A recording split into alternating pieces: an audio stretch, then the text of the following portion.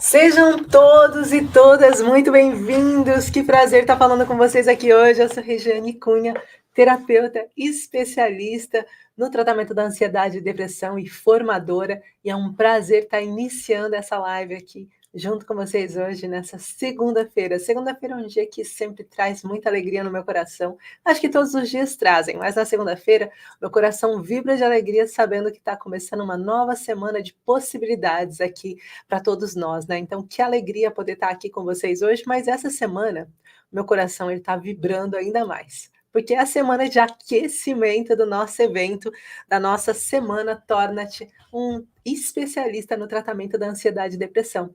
E isso faz o meu coração vibrar muito, porque eu sei a quantidade de pessoas que já se transformaram com os conteúdos que eu divido nesse evento. Eu sei o quanto você vai ter acesso a informações privilegiadas, vai conseguir ter insights, vai conseguir entender melhor a sua ansiedade, a sua depressão, e caso você seja terapeuta já, poder colocar isso em prática com o seu paciente. Então, tenho certeza que esse evento ele será transformador, mas de um tanto que vocês às vezes podem nem fazer ideia. Porque a gente está acostumado que sempre que alguma coisa gratuita vai estar entrando em campo, que a gente vai estar fazendo alguma coisa gratuita, que essa coisa pode não ter tanto valor. E eu garanto que se você colocar em prática e se você entrar lá e fazer igual São Tomé, ver para crer, você vai ver que a gente vai estar trazendo conteúdos, resultados e falas que vão modificar o jogo do seu trabalho. Então, eu convido você a estar lá presente para que eu possa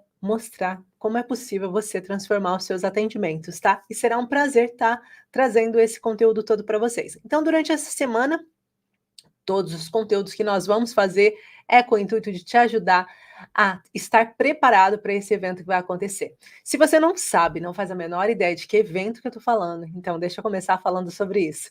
Bem, esse evento é a semana Torna-te um especialista no tratamento da ansiedade e depressão. Lá você vai entender tudo sobre a base emocional da ansiedade e da depressão. Além da base emocional da ansiedade e depressão, você vai perceber quais são as âncoras de imagem, os gatilhos que fazem o seu paciente entrar em crise, como trabalhar com o trauma consciente e subconsciente, bem como você também vai estar aprendendo a técnica biomicrohertz, da qual eu sou desenvolvedora e trabalho e atuo com a biomicrohertz e já ensinei muitos profissionais a trabalharem com ela. Então, deixa eu só colocar aqui mais certinho aqui, pronto.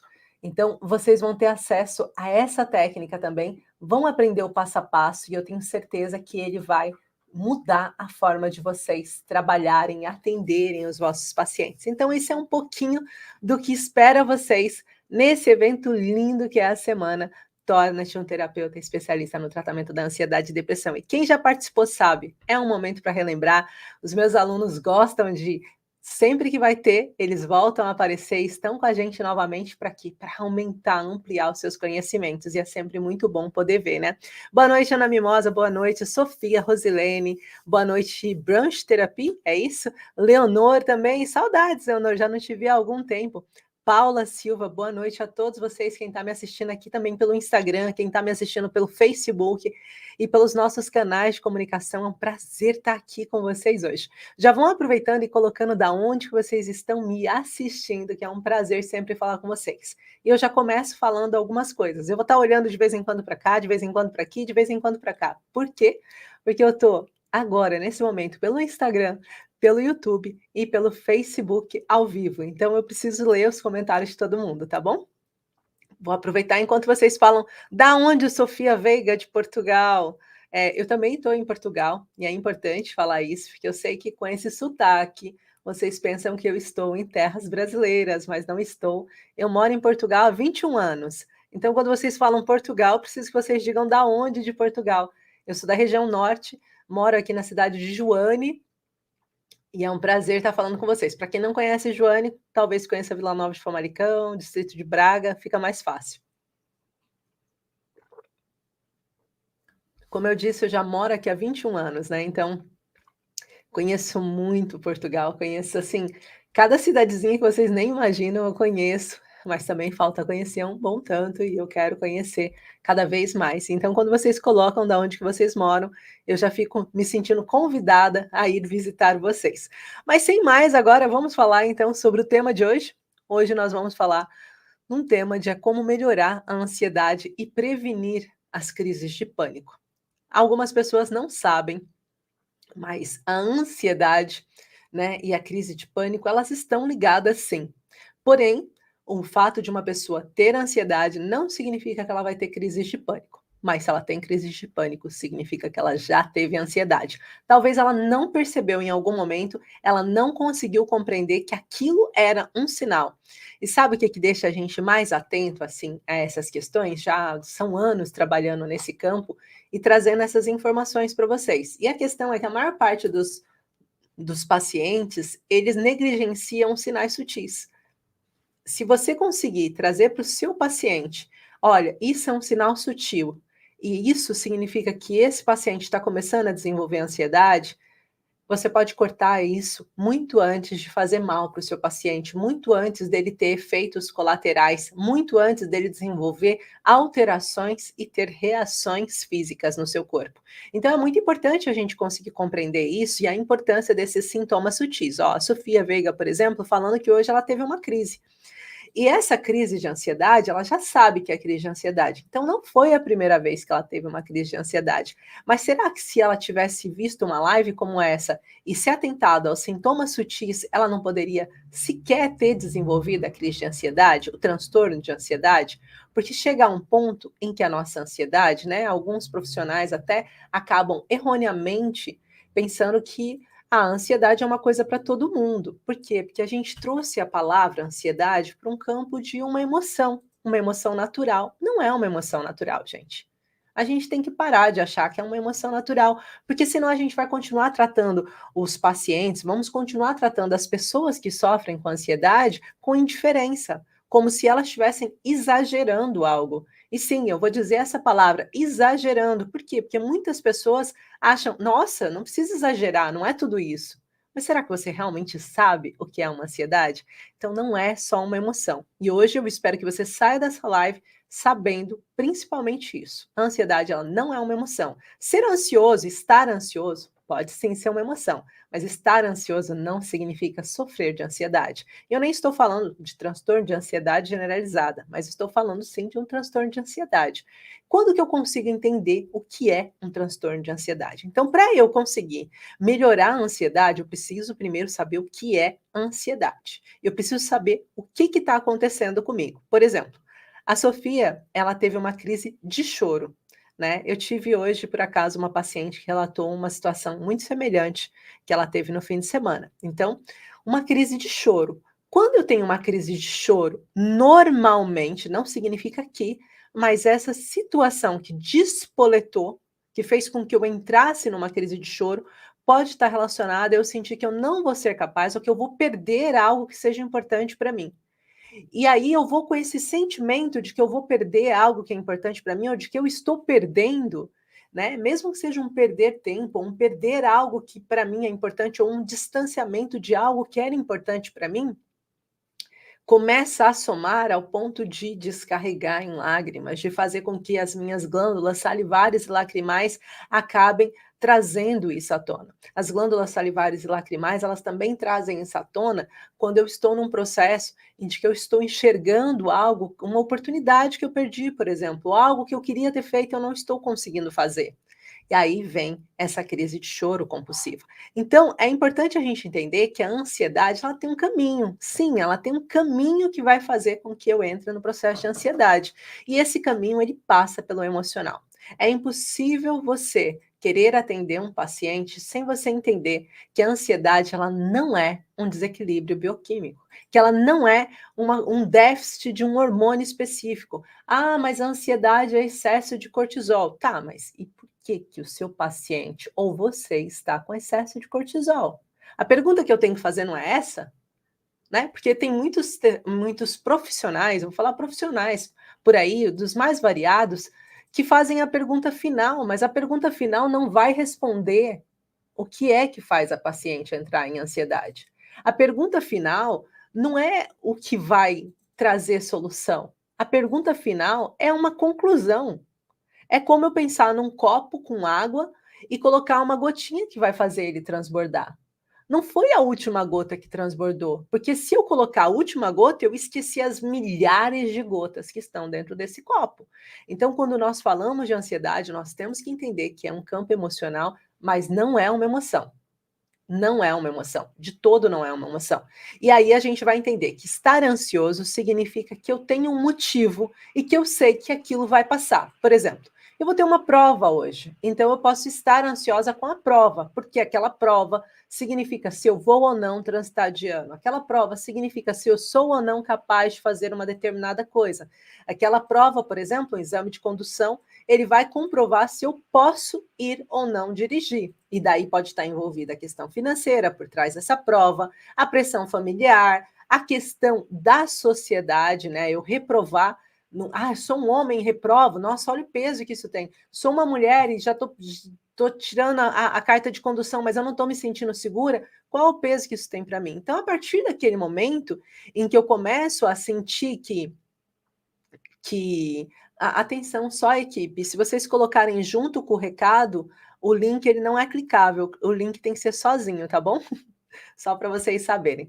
Então, o que eu quero dizer para vocês? A partir do momento em que eu sinto que eu tenho algo para resolver e isso gera para mim um estado, né? Ou seja, eu fico ansioso com aquilo, não é ansiedade.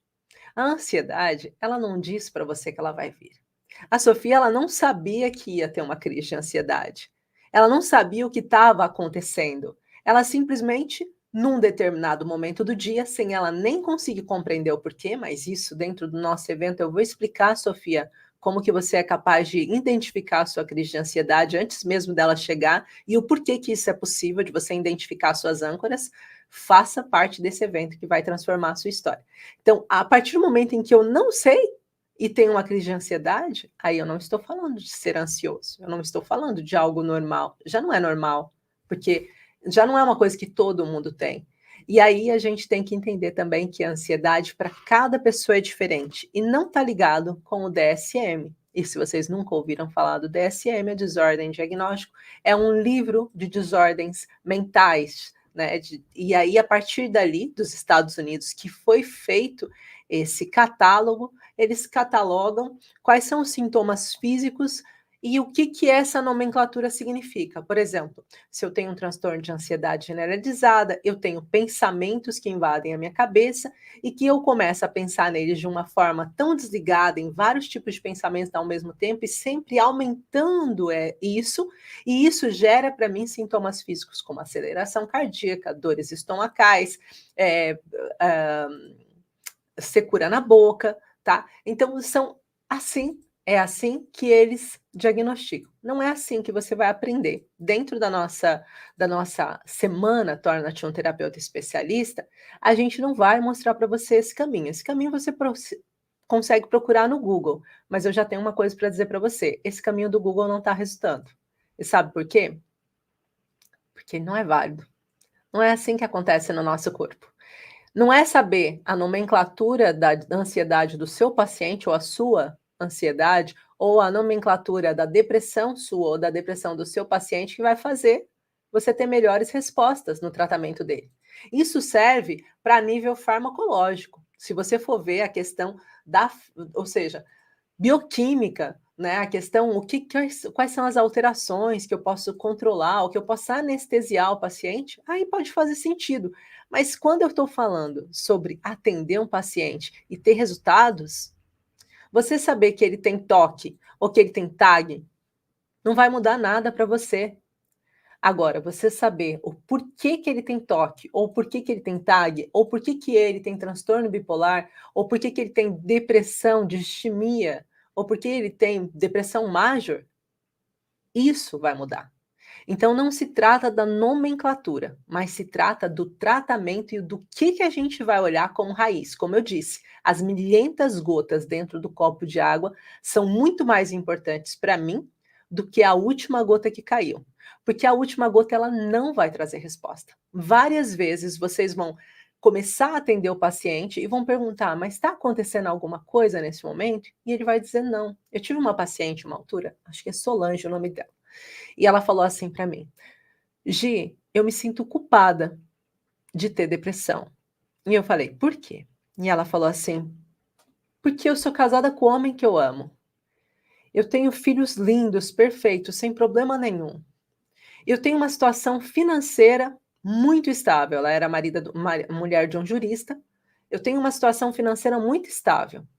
Eu tenho tudo o que eu preciso, eu posso viajar para todo lado, mas eu não consigo sair do meu quarto.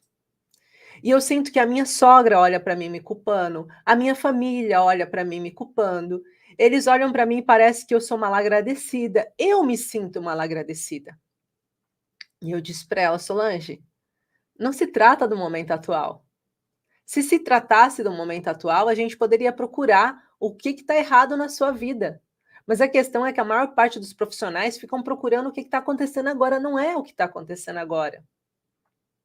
Pode ter sido uma sucessão de pequenas coisas, como pode ser uma única coisa que aconteceu e que até hoje você, o seu corpo, não conseguiu resolver e colocou você em SBS.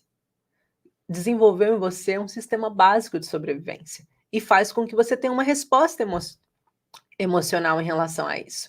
Então é muito importante vocês entenderem. A ansiedade é isso.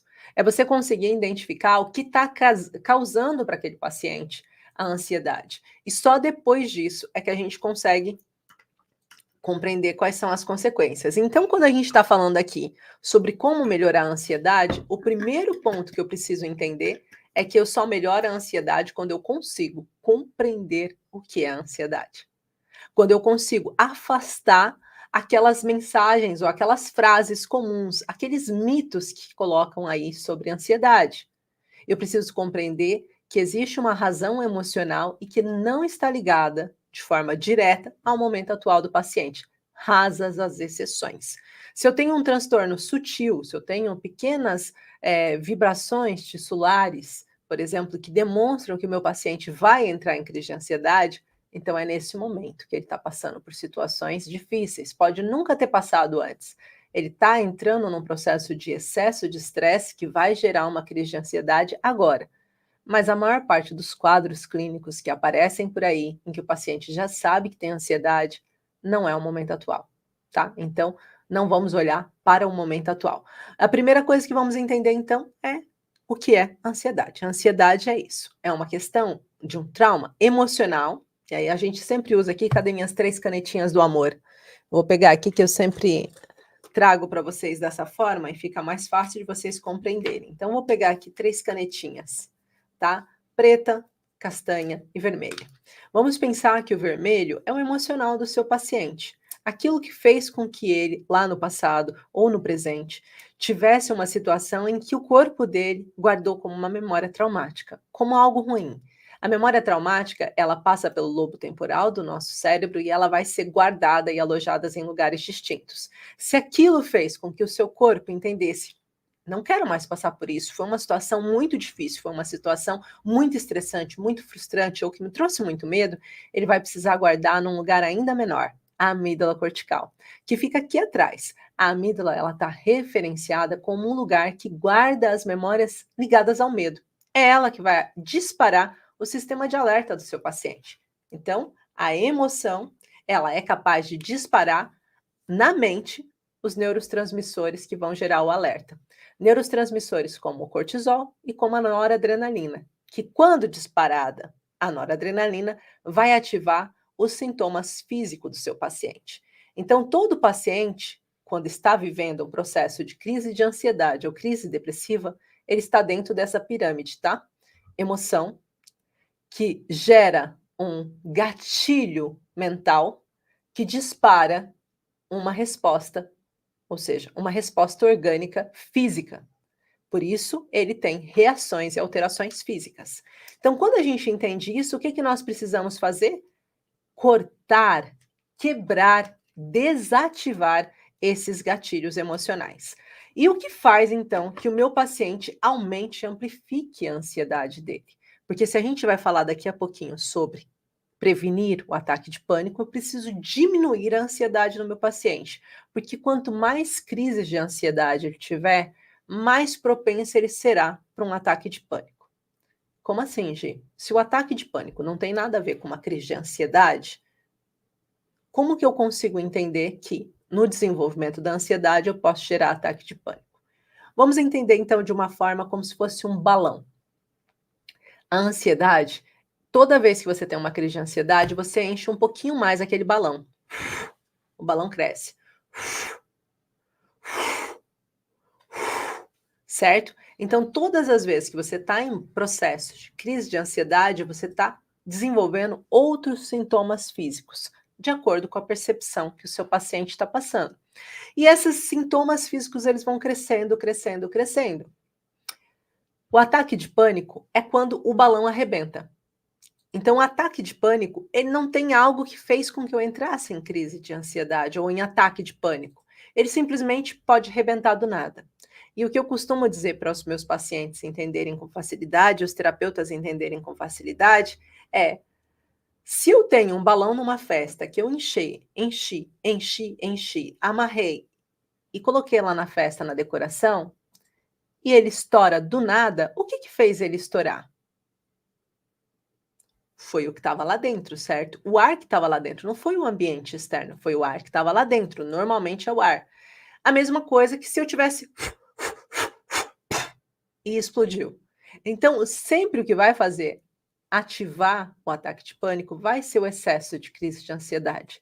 Vai ser você negligenciar os sintomas físicos do seu corpo, os sintomas emocionais do seu corpo. Gi, então o que que eu posso fazer para baixar a ansiedade do meu paciente? Em primeiro lugar, você precisa entender qual é a origem, o que fez com que o seu paciente desenvolvesse a ansiedade. E existem origens diferentes para cada tipo de paciente. Se você conseguir entender qual é o SBS dele, ou seja, qual é o sistema básico de sobrevivência que está ativo, e nós podemos ter 5 diferentes, eu vou explicar isso melhor dentro da nossa grande aula na semana Torna-te um terapeuta especialista no tratamento da ansiedade e depressão. Agora, eu só quero trazer para você esse ponto de vista. Se eu conseguir identificar qual é o sistema básico do meu paciente, eu consigo dizer para ele qual é o conflito que ele está vivendo naquele momento. Então, vamos conseguir compreender de uma forma simples. Imagina que o meu paciente, desde pequeno, desde criança, que cresceu numa família em que todo mundo olhava para ele, todas as pessoas da casa, e menosprezavam ele. Tudo que ele ia tentar falar não acontecia. Tudo que as pessoas queriam dizer sobre alguma coisa que era importante, quando chegava a vez dele, ninguém ouvia. Ele falava que queria assistir uma coisa, ninguém colocava no canal. Ele queria um alimento X, ninguém promovia aquela alimentação. Ele foi se sentindo desvalorizado. Chega na escola, aquela criança, dentro da sala de aula, em contexto escolar, a professora também coloca ele à parte. Os amigos fazem troça dele por conta da sua estatura, ou por conta do seu corpo, ou por conta de qualquer coisa que seja. Ele vai se sentindo cada vez mais desvalorizado. Ele começa a querer agradar as pessoas a todo custo, começa a sempre fazer mais pelo outro do que ele faz por ele mesmo. Ele vai gerando um processo que a gente chama de desvalorização. Quanto mais traumas de desvalorização esse paciente vai passando, mais ele vai desenvolvendo uma manchinha no seu cérebro, na parte que está relacionada a isso, que seria o mesoderma. Então, quando ele começa no mesoderma novo a desenvolver esses sintomas, vai atuar. Os sintomas físicos que ele vai ter, a resposta, lembra que eu falei do neural que vai atingir o físico? Neural que vai atingir o físico? A resposta física desse paciente vai ser dores musculares, problemas ósseos, podendo desenvolver doenças autoimunes relativas a ossos, relativo a questões de veias, artérias e veias, podendo ter processos de excesso de varizes, principalmente se o conflito for relacionado ao pai, tá? Então, esse paciente ele vai desenvolvendo problemas que estão relacionados a esse tipo de escudo, a desvalorização. Então, o que eu quero que vocês entendam é que para cada tipo de conflito, SBS, desenvolvido, vai afetar órgãos distintos. Por isso a Sofia, quando falou sobre perder muitas coisas, tá vendo que ela até depois me deu razão? Estou a perder muitas coisas sem conseguir ter soluções. O sentimento de perda, ele vai gerar o choro descontrolado. Ele vai fazer com que eu sinta que não há saída, eu sinta que eu não consigo enxergar o que é necessário para mim. E quanto mais ele sentir isso, mais ele vai afetar. Então, o que acaba acontecendo? Quanto mais eu sinto que eu estou passando por esse processo, o meu ectoderma, que é o escudo, sistema de sobrevivência de perda, começa a se desenvolver a um ponto, acho que eu vou precisar do microfone, começa a se desenvolver de um ponto que começa a afetar todo o corpo do paciente naquela relação. É muito comum, por exemplo, se vocês tiverem filhos já que passaram por uma gestação em que a mãe não se sentia segura, tinha muita insegurança para ter aquela criança, não sentia que estava no momento certo, não se sentia preparado, e essa criança depois nasce ou com miopia ou estigmatismo. Por quê? Porque ela foi afetada por aquela questão emocional que a sua mãe desenvolveu. E a partir do momento em que eu começo a desenvolver um sintoma, eu posso passar também para o meu filho. Ficou claro isso para vocês? Está claro? É uma pergunta. Primeiro tem que colocar o de baixo, depois aquele brilha. Eu vou colocar um microfone só para ter certeza que vocês estão me ouvindo, tá? Pronto. Vocês que estão no Instagram, podem me dizer se estão me ouvindo, por favor? Tá? Obrigada. Bem, então, continuando. Isso é a ansiedade. Então, quando eu sei, trazendo um exemplo para vocês, quando eu sei que meu paciente está vivendo um conflito de ansiedade ligada à desvalorização, o que a gente vai começar a fazer? Com que ele perceba quem é que traz esse sentimento para ele. Quem é que está fazendo você se sentir desvalorizado? Quem é que está fazendo com que você sinta que você é inferior aos outros? Ou em que ambiente que isso está acontecendo? É na sua casa? É na sua família? É no seu trabalho? É no seu relacionamento? Quem que está fazendo com que você se sinta desvalorizado? E a partir do momento em que você começa a identificar isso, você ajuda o seu paciente a criar uma coisa que a gente chama de blindagem emocional. Então eu entendo que todas as vezes que o meu marido chega em casa e fala comigo de uma forma que eu me sinto desvalorizada, aquele dia eu tenho uma maior propensão para desenvolver uma crise de ansiedade.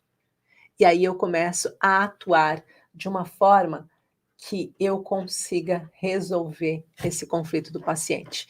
E aí a biomicrohertz entra nisso, gente. Quando a gente vai falar dos pontos, quando a gente vai mapear o paciente, a gente precisa entender que os traumas emocionais, como eu disse, eles não ficam só na emoção.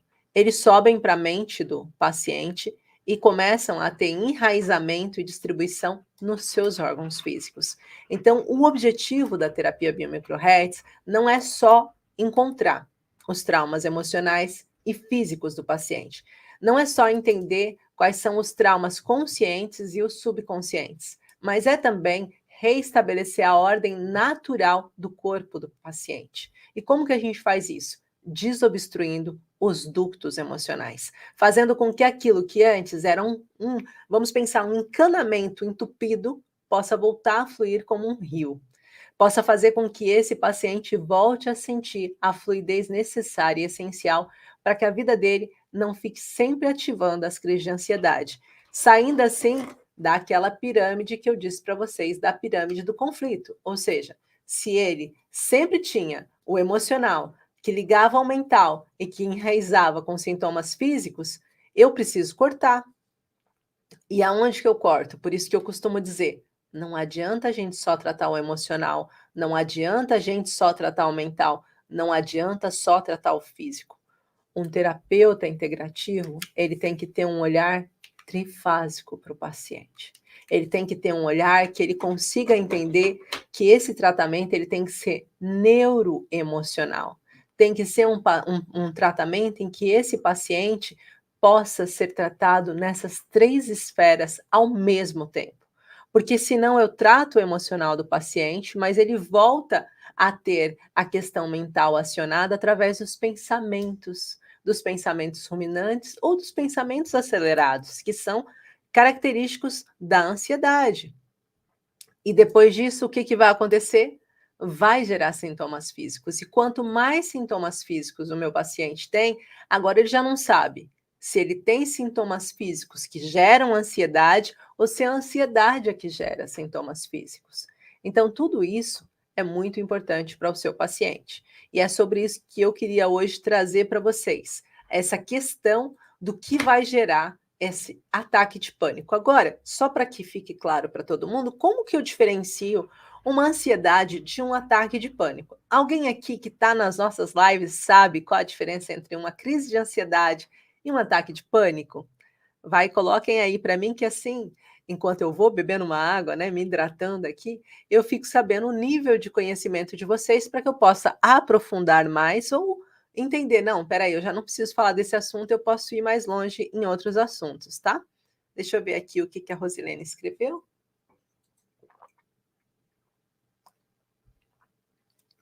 Maria João disse: "Muito obrigada, Regiane explica tudo direitinho". Obrigada, Maria, por esse comentário lindo. Gratidão por estar aqui. Lídia, minha aluna linda, dizendo que está aqui do Algarve. Maria João também do Algarve, olha, o Algarve em peso aqui. E a Rosilene falou: "Eu passei por isso, Regiane, com meu filho caçula, insegurança e desvalorização, e meu filho esteve a tratar isso do estrabismo ocular. É muito comum a insegurança fazer com que os nossos filhos possam desenvolver miopia ou estrabismo. Estigmatismo é mais comum do que até próprio o estrabismo. O estrabismo é não querer enxergar aquilo que está na nossa frente. Quando na gravidez, eu não quero enxergar o que está na minha frente, aquilo que está acontecendo naquele momento atual, tá? Pronto. Então, como ninguém ainda falou o que, que acha que é a ansiedade, a diferença da ansiedade e do ataque de pânico, a gente tem duas formas de entender isso de uma forma mais simples. A primeira eu já meio que expliquei. A ansiedade, ela vai acontecendo num crescente, e o ataque de pânico pode acontecer de uma vez só. E ela vai colocar a gente num estado muito semelhante. Porém, a duração é a diferença, a grande diferença para vocês conseguirem compreender. Uma crise de ansiedade, eu posso passar num sentimento de angústia o dia todo e tenho um momento do meu dia, 2 momentos ou até 3 momentos que eu tenho a crise de ansiedade. O que é a crise de ansiedade? É o momento em que eu sinto já a aceleração cardíaca e as minhas reações físicas mudando ao ponto de eu precisar de uma resposta. Vai estar sempre relacionado com o SBS. Por exemplo, se o meu paciente passou por um processo de desvalorização, o processo dele vai fazer com que as características dele, da ansiedade, possa trazer enrijecimento muscular, possa trazer tremores, se for de impotência, por exemplo. Então, de acordo com o que ele passa, é o sintoma que ele tem. Já se for ligado à perda, ele pode ter enxaqueca, ele pode sentir, por exemplo, as unhas deles mais frágeis depois de uma crise de ansiedade, pode perder cabelo, tá? Ele pode ficar com um amargo na boca, a glândula salivar e lacrimal pode estar ali obstruída também. Então, de acordo com o sintoma físico, eu sei que esse paciente está passando por uma crise de ansiedade. Mas a crise de ansiedade, ela mesmo a mais intensa, ela vai durar até mais ou menos 20 minutos e ela é crescente. Já o ataque de pânico, ele já começa em grande, é como realmente se explodisse o balão. E ele tem uma duração maior, ele pode durar até 30 minutos. E a tendência, ele só tem 2 tipos de ação no corpo do paciente, de luta ou fuga. Então, ou eu estou querendo fugir dali, ou eu fico extremamente agressiva num ataque de pânico. Agressiva ao ponto de empurrar as coisas, de querer partir as coisas, de sabe aquilo bem grande? Então, é isso. Ou eu me encolho, ou eu me escondo, ou eu preciso fugir, ou eu não sei o que está acontecendo, mas eu preciso sair daqui, eu preciso sair daqui, eu preciso sair daqui. Então, ele tem essas duas formas de agir. Já dentro da ansiedade, de acordo com o meu escudo, se é um escudo de desproteção, vou ter uma tendência a ficar me sentindo insegura onde eu estou. Se é um escudo de impotência, eu posso ter tremores nas pernas e a sensação de fraqueza, posso até desmaiar se for o escudo de impotência. Se eu estiver falando, então, de um escudo de sobrevivência, vai vir muita falta de ar. Aí a Karina Gomes falando sobre ataque de pânico, falta de ar e pensamento que vai morrer, é relacionado ao quê? Sobrevivência. Então, se eu tenho, por exemplo, relacionado ao processo de desproteção, como eu disse, vou estar insegura. Se é de desvalorização, o que vai acontecer? De desvalorização, eu vou fazer um processo de encolhimento, eu vou querer me esconder, eu vou querer estar mais no meu campo. Então, cada um desses vai trazer respostas físicas para o meu paciente. E o nosso trabalho, como terapeuta ou como um paciente que vai buscar autocura, é olhar para isso com carinho. Então, tem aqui algumas perguntas que vocês foram enviando para mim e fazendo dentro do nosso questionário. Eu não sei se vocês todos que estão já dentro do evento sabem, mas eu liberei para vocês uma prenda muito especial, que é uma ferramenta, uma técnica da Biomicrohertz para que vocês possam fazer, vocês que estão participando do evento, e possam ter acesso. E para isso vocês precisam responder um pré-diagnóstico. Então, quando vocês respondem esse pré-diagnóstico, vocês têm acesso a essa ferramenta gratuita que eu disponibilizei para vocês, falando dos 40 pontos da Biomicrohertz, dizendo para vocês da importância da gente olhar e fazendo um processo de liberação que é muito, muito, muito importante. A gente já teve vários pacientes relatando cura através desse pontinho que eu trouxe aí para vocês e estou dividindo isso gratuitamente com vocês. Então, quando vocês preenchem isso, tem um momento em que eu pergunto quais são as perguntas que vocês gostariam de fazer para mim. Eu vou pedir para alguém da minha equipe colocando as perguntas aqui, porque eu não tenho como abrir o telemóvel, e assim fica mais fácil. Eu sei que o Ale mandou para mim, mas eu não sei aonde que tá. Você pode ir mandando para mim, fazendo um favor, essas mensagens. E aqui tá, ó, o formulário para vocês poderem preencher do pré-diagnóstico. Basta vocês preencherem, que daí vocês têm acesso a essa técnica, essa ferramenta transformadora, tá bom? Então, o que eu queria trazer aqui para vocês? Vou aproveitar para responder algumas das perguntas. Eu sei, eu já li um pouquinho de algumas das perguntas, e uma das perguntas que chegou é o tempo de tratamento com a Biomicrohertz, né? Qual o tempo de tratamento que dura para fazer um tratamento com Biomicrohertz e o que eu posso esperar da Biomicrohertz? Então, a primeira resposta que eu quero trazer para vocês é que o tempo de tratamento é muito mais rápido do que o tempo em que o seu corpo demora para conseguir ter resultado com o processo medicamentoso. Por exemplo, na ação medicamentosa, quando vocês vão entrar no processo já junto com a psiquiatria e psicologia, vocês vão à primeira consulta, depois o psiquiatra vai lá e coloca um monte de medicamentos para vocês tomar. Vamos supor que esse psiquiatra é um psiquiatra do bem que colocou ali 2 medicamentos só para vocês tomar, um benzodiazepínico e um ISRS, um inibidor seletivo recapacitador de serotonina. Ele trouxe esses 2 medicamentos, um para atuar em cima do GABA e outro para atuar através da reativação da serotonina. Colocou lá esses medicamentos, durante as 2 primeiras semanas você pode ter náusea, enjoo, pode ficar com dor de cabeça, tontura, formigamento, com um monte de coisas, para que comece a fazer efeito um medicamento que normalmente vai trazer para você algum vício e pode trazer para você crise de abstinência no momento em que você queira sair. Não estou dizendo que todos vão causar, existem sim várias questões que são necessárias mesmo no processo medicamentoso. Mas, de outra forma, dentro do nosso processo, quando a gente está atendendo o paciente, ou seja, quando nós estamos num processo de atendimento com o paciente de Biomicrohertz, a gente consegue já na primeira semana, você faz a consulta, você desativa os gatilhos, você olha e desobstrui os ductos emocionais que estão relacionados ao evento que foi encontrado no trauma consciente ou no trauma subconsciente, e você tem uma melhora do paciente não só no dia da consulta, mas durante a semana, uma melhora progressiva daquele paciente. Chega na segunda consulta, ele continua progredindo. Rasas exceções quando nós temos um paciente que o conflito emocional dele é um conflito emocional que a gente chama de estressor ativo. Ou seja, imagina que você está morando com o seu violador e a violação é um dos casos que a gente está em tratamento. É óbvio que aquilo vai ser mais difícil para você do que provavelmente para uma pessoa que não está com estressor ativo, tá? Então, na segunda sessão, você já pode estar muito melhor. Na terceira, melhor ainda.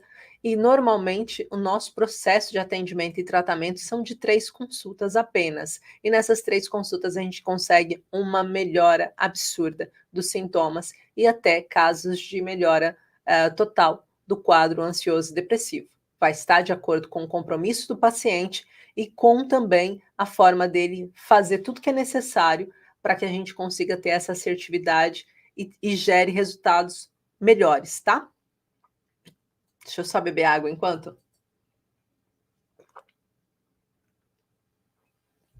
Então, isso é no caso de tratamento. Agora, o que é importante também vocês entenderem? O que é, né, de fato, a Biomicrohertz, como ela atua? A Biomicrohertz é uma conjunção, 3 sessões, exato, Romison. É uma conjunção de ferramentas baseadas, embasadas não só na medicina, nós temos base na medicina, realmente na medicina tradicional, no processo biológico, em toda a questão se a gente for falar da organogênese, né, eu não quero trazer aqui nomes e conceitos distintos que sejam difíceis de vocês entenderem, mas de fato nós estamos falando nos folhetos embrionários ou tecidos embrionários, e a partir dos folhetos embrionários a gente sabe que quando um trauma emocional fica alojado em uma determinada parte do cérebro do paciente, ele vai enraizar em órgãos específicos relacionados àquele mesmo folheto embrionário. E a partir daí ele desenvolve sintomas físicos, né? Então, o objetivo do tratamento biomicrohertz é eu conseguir mapear os traumas emocionais conscientes do paciente, subconscientes do paciente, verificar, né? E daí a gente vai usar a microfisioterapia para verificar aonde que esse corpo tem esses sintomas emocionais alojados, entender o que é a resposta emocional daqueles sintomas através da medicina nova germânica, através desse processo do Dr. Hammer, e por último, finalizando então, a gente vai restabelecer, desobstruir os ductos emocionais que estão no eixo intestino-cérebro, no eixo do nervo vago, que é onde 95% dos neurotransmissores são feitos para o paciente, reestabelecer essa ordem e fazer com que a frequência daquele folheto embrionário possa ser restaurada a partir do próprio corpo. Como?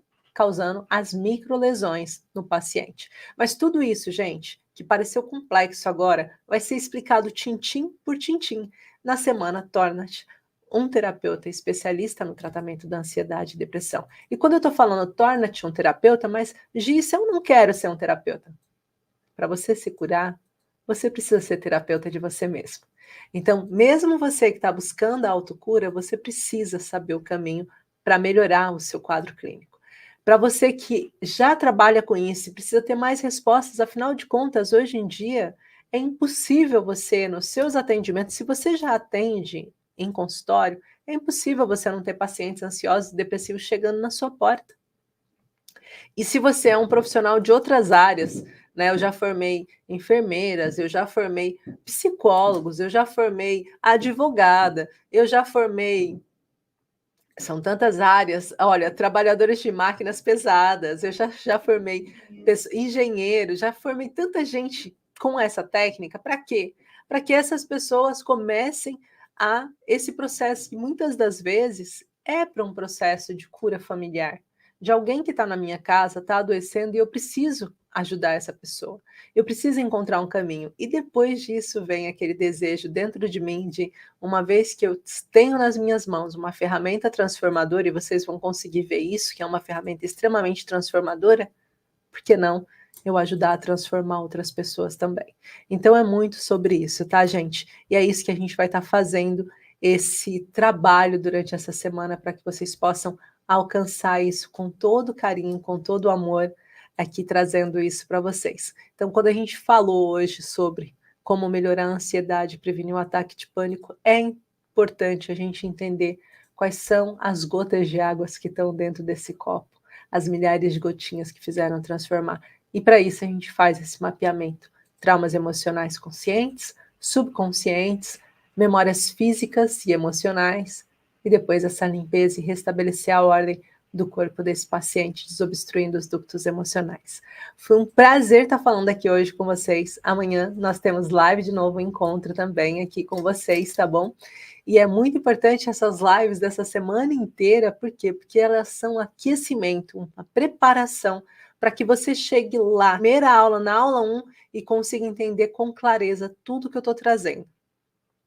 É muito importante para mim trazer muita clareza para vocês, porque isso é o meu processo também. Eu sem clareza eu não consigo chegar onde eu quero. Então, tudo que eu mais desejo é poder trazer clareza para vocês. E se vocês conhecem algum terapeuta que precisa ouvir mais sobre essas lives, ou se vocês conhecem alguém que também precisa participar, aproveite e partilhe o link, convide essa pessoa para participar.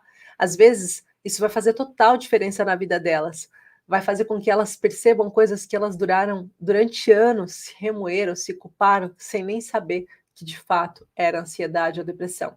Então, partilhem esses convites e será um prazer estar ajudando vocês. Para todos que estão no grupo, Amanhã a gente vai ter novamente um momento de tirar dúvidas e será um prazer estar acompanhando essa rotina. Faltam apenas 7 dias para o nosso primeiro encontro da semana Torna-te um terapeuta especialista no tratamento da ansiedade e depressão. Grande beijinho de luz a todos vocês, a todos os meus alunos lindos que estão por aí também. Um grande beijo e até amanhã. Boa noite, Paula, Sofia. Boa noite, São, Rosilene, Robinson, Sofia, Natália. Boa noite aqui, Anabela, Karina, Rosilene, Ângela, Maria João, Lídia. Boa noite aqui também, Papaixão. Boa noite para Cláudia. Boa noite, Maria João. Boa noite, Tiago, Correia. Todos vocês. Uma linda noite e até amanhã. Beijinhos de luz.